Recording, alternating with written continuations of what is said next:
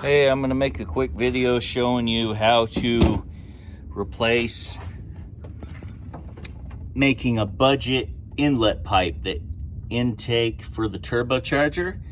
You get a nice little 2.5-inch rubber boot, couple hose clamps, 2.5-inch pipe, J-pipe right here, and it connects right into the intake, which it will. As soon as I get it lined up. There we go. Look at that. So here's how you do a nice custom intake for your Subaru, because the factory one has a bunch of vacuum fittings that are not necessary, because you can run your breathers right here. You can run your breathers to breathers. You don't have to run it and get your turbocharger dirty with oil. These can have breathers attached to them on both sides. Right here, I'm going to put breathers on them so you don't have to have a hard time taking the lines on and off.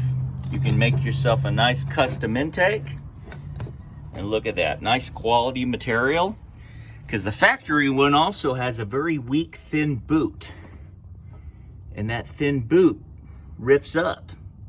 Then you have a huge vacuum leak like I had on one of my videos. If you watch my video playlist, you'll see where the factory one is such a thin boot that it breaks, rips, and then you got this humongous vacuum leak you can't figure out because it's under the intake manifold, see? It's under the intake manifold.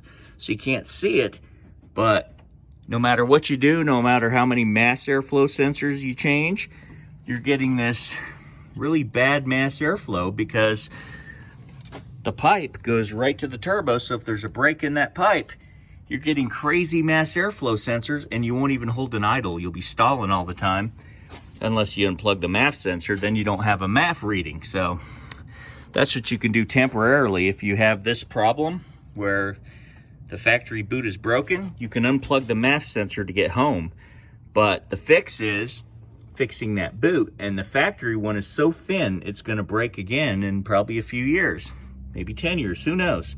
But it's so thin and such garbage, you'll want to make yourself your own intake, and it's higher quality, see?